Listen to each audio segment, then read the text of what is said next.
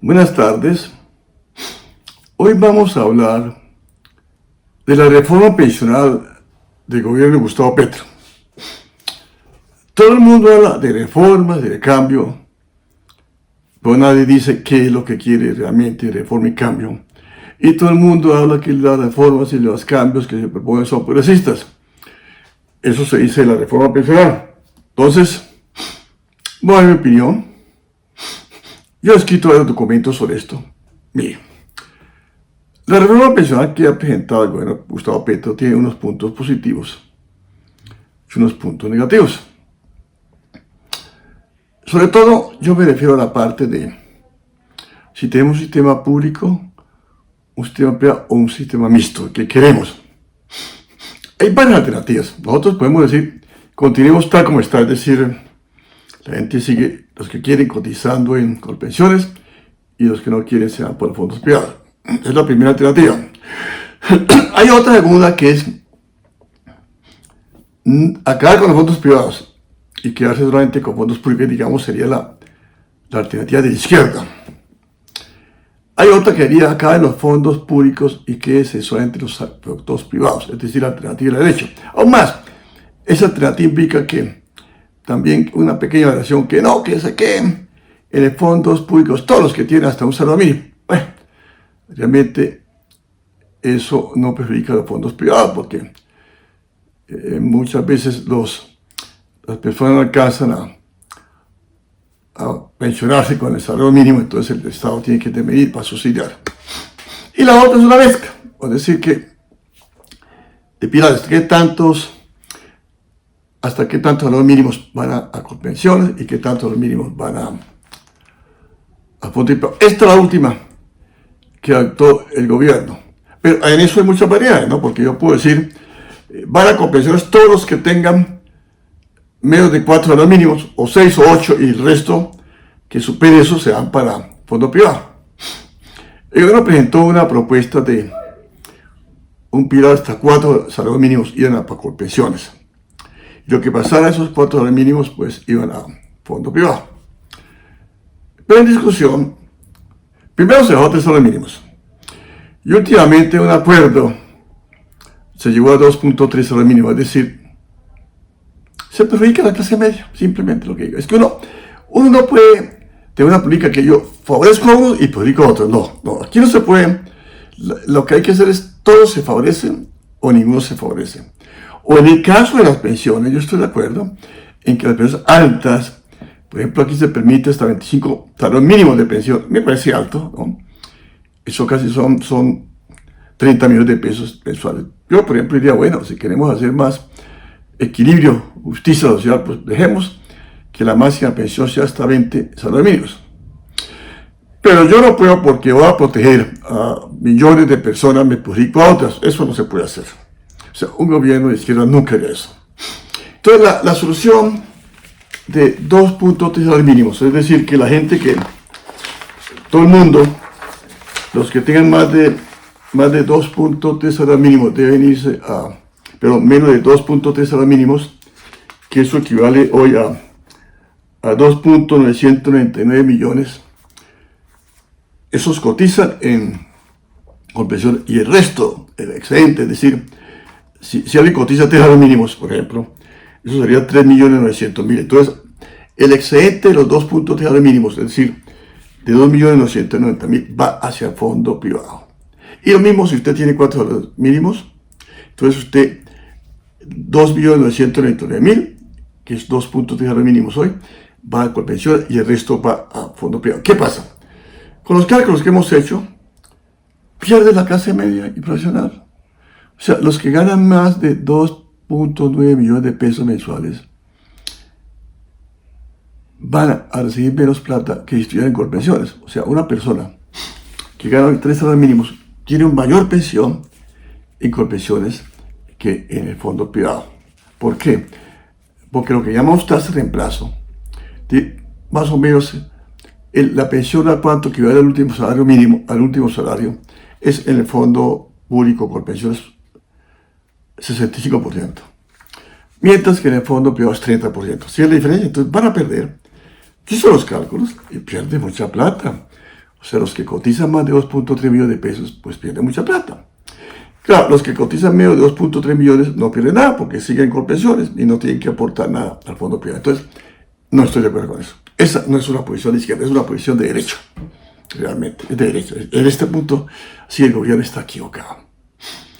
Y tuvo que ceder, lo entiendo muy bien, porque la mayoría de los parlamentarios están con los fondos privados. O sea, ahí hice un acuerdo con un liberal, el senador Chacón de Norte de Santander, que menos representaba a los senadores del Partido Liberal, que es una posición a favor de los fondos privados, simplemente. Y yo repito, no iba a aceptar eso. Yo sacaría el proyecto de ley y entraría algo nuevo, que es muy importante, que está ahí en el mismo proyecto de ley, que es como defender las pensiones a los que llaman, que tienen pobreza extrema, pobreza, vulnerabilidad, que el proyecto de ley le da a toda esa gente un ingreso equivalente al nivel de pobreza que se define por el DANE, que es más o menos 233.000 pesos. No hay nada, pero digamos que algo sirve. Yo diría, no, esa gente hay que darle más, porque 230.000 pesos no sirve para nada, para vivir. Y también hay otro aspecto bueno del gobierno, que aquellos que no han podido cotizar las 1.000 semanas o 1.300, según sea fondo privado o público, pues les dan una pensión mejor, ¿no es cierto? Esos puntos me parecen bien, porque esos son millones de personas. Eso sí lo rescato, pero digo, al nivel primero, lo que llama el nivel de pobreza extrema y pobreza y vulnerabilidad, pues yo le daría más, 233.000 pesos no es nada, ¿no? Y me olvido del resto. Es preferible seguir como estamos y desarrollar una política para que la gente se afilie a Colpensiones, que no le engañen, es que la gente le ha engañado. La gente no le explican por qué, cuál es la diferencia entre el fondo de pensiones público y el fondo de pensiones privado, y que no pueden obligar a las empresas a que metan al fondo privado, porque muchas empresas privadas obligan a sus empleados a que tienen que afiliarse al fondo privado. Eso no se puede permitir. Lo mejor es que como está la situación actual, que se haga una gran campaña para que la gente se incluya en el fondo público. Por ejemplo, todos los funcionarios públicos deben estar en el fondo público, ¿no? Y que se explique a la sociedad qué implica estar unido a otro fondo. Yo, por supuesto, estoy en la posición de izquierda, que es acabar con los fondos privados. Además, los fondos públicos son la mayoría en el mundo. Lo más curioso del proyecto de ley es que en las consideraciones iniciales, oye, pone como ejemplo todos los países que tienen fondos privados, o que son de derecha, o de liberales. Es impresionante.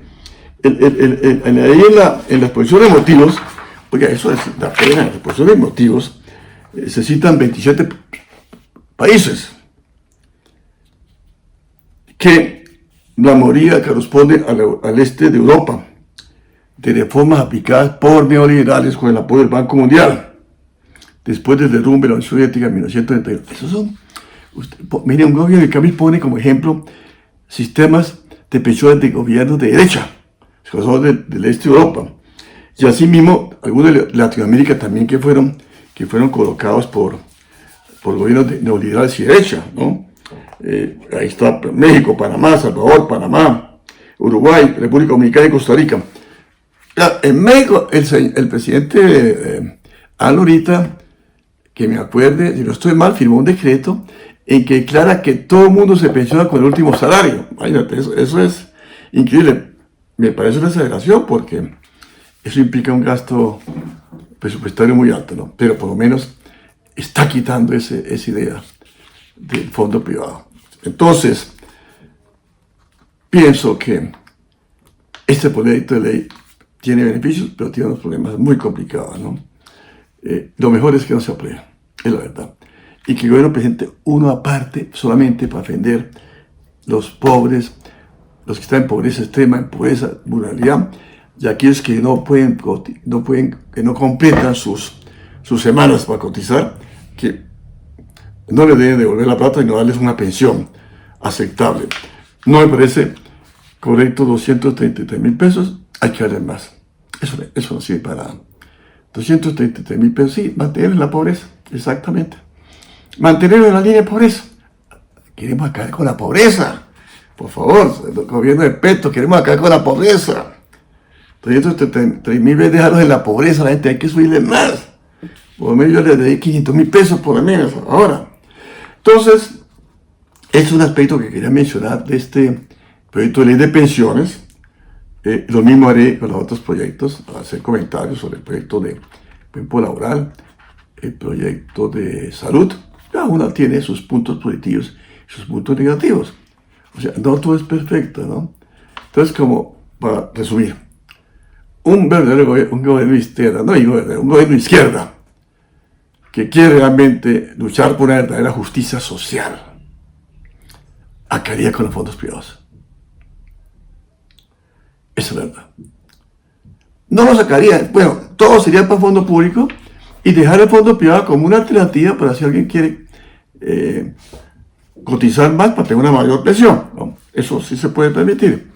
Yo sé que hoy no hay la posibilidad política de hacer esto, entonces lo mejor es tirar, como le digo, como están las cosas, pero una campaña fuerte para que la población sepa qué se está en cada uno de los fondos y impedir que las empresas privadas obliguen a sus funcionarios y empleados a cotizar en el fondo privado, que eso me parece inicuo, irresponsable, y implica que se favorecen los fondos privados con respecto a los fondos públicos, cuando sale mejor la gente que cotiza en el fondo público. El otro cuento que echa, para finalizar, ¿qué es que cuesta mucha plata? Miren, Colpensiones, que es el fondo público, hay que subsidiarlo por el Estado cada año 1.3% del PIB, eso es nada. Mire, en casi todos los países del mundo, el Estado tiene que gastar más de 10% del PIB para subsidiar los fondos públicos de pensiones. En Europa es casi todos los países, más de 10%. Así que eso es otro cuento que nos vienen trayendo los partidarios de los fondos privados, es decir, la ortodoxia económica, los neoliberales. La gente de derecha. La gente no quiere un verdadero cambio en el país. Entonces, no nos dejemos chantajear por ese cuento de que cuesta mucho. En Colombia no cuesta mucho. 1.3% para Colpensiones. Claro, hay otros fondos que hay pocos se van marchitando, como el fondo de los maestros. Bueno, el fondo de las Fuerzas Armadas y Policía sigue, porque eso, en todos los países es siempre un fondo especial para ellos, y gastan casi el 1.3% del PIB para financiarse, y están los del Congreso y los magistrados.